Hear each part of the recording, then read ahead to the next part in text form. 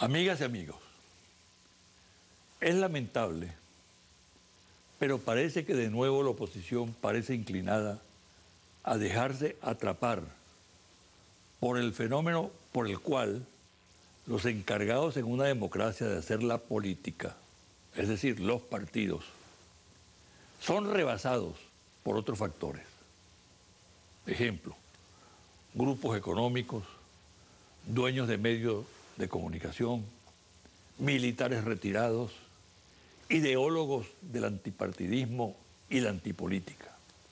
En fin, por un movimiento que reúne las tendencias más derechistas de la sociedad. El fenómeno se repite. Basta con recordar lo sucedido con el triunfo electoral de Chávez en 1998. La reacción que provocó en sectores de la sociedad más allá de los partidos, incubada en las postrimerías de la Cuarta República, que no tuvo capacidad para aprovechar la crisis. Pero en cuanto Chávez tomó posesión de la presidencia, comenzaron a actuar esos factores. No fueron los partidos puntofijistas, derrotados políticamente, los que asumieron la conducción de los que se oponían a la nueva etapa. Fue ese conjunto amorfo de factores contrario a cualquier manifestación democrática, comenzando por los propios partidos, el que pasó a controlar, de hecho, la lucha contra el proceso bolivariano recién iniciado.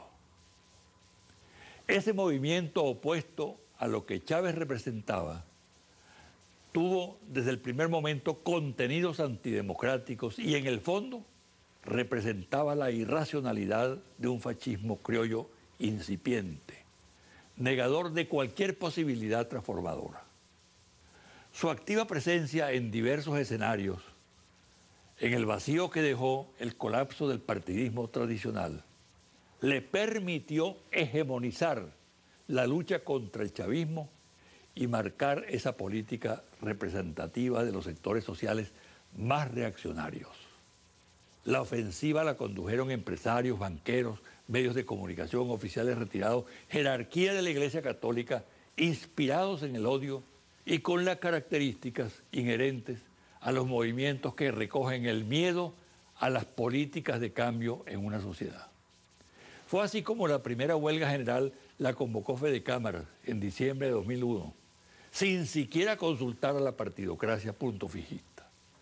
Todas las acciones libradas a partir de entonces, guarimbas, conspiraciones que culminaron el 11 de abril, sabotaje de la industria petrolera, oficiales golpistas en Plaza Altamira, terrorismo, intentos de magnicidio, solaparon a las organizaciones partidistas.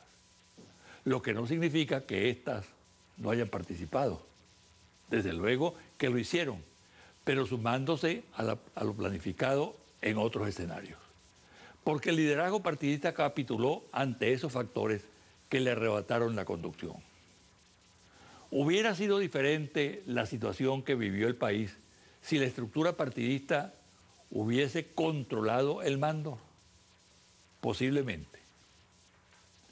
Pero lo cierto es que esa estructura carecía de poder, que este poder lo tenían grupos económicos, medios y un factor que jugó papel decisivo, el gobierno norteamericano. Esa influencia letal se proyectó en el tiempo. Ejemplo, en un grave error de la dirección partidista opositora, como fue abstenerse en las elecciones parlamentarias, debido a la imposición de ese factor perturbador, hecho que hay que comparar con el resultado positivo que obtuvo la oposición partidista al concurrir a las elecciones del 26 de septiembre del año pasado. El fenómeno reaparece ahora en el mensaje que la oposición está transmitiendo, destinado a revolver lo más sórdido en una sociedad, descalificando a las instituciones y a quienes las dirigen. Su objetivo es sembrar dudas en el proceso electoral, atacando, por ejemplo, al Consejo Nacional Electoral, agrediendo a los altos mandos de la Fuerza Armada Nacional Bolivariana, humillando al jefe del Estado, exigiendo su renuncia, estimulando el foquismo urbano a partir de la magnificación de cualquier protesta ciudadana, arremetiendo contra el Tribunal Supremo el Ministerio Público, la Contraloría General, Asamblea Nacional, etc. El medio de comunicación comanda de nuevo la ofensiva con total impunidad, al mismo tiempo que califica al gobierno de dictadura. Hay que agregar a este cuadro el cerco en el exterior contra el país, como no ocurrió ni siquiera en dictaduras oprobiosas. Escapa de nuevo la situación al control de la cúpula institucional partidista, a la MUD, y se impone el delirante propósito de una minoría de retornar a la aventura. Quienes alientan tal propósito deberían reflexionar, ya que al final del atajo está el abismo. La enseñanza es que quienes se pliegan por omisión o cobardía siempre pagan un elevado precio.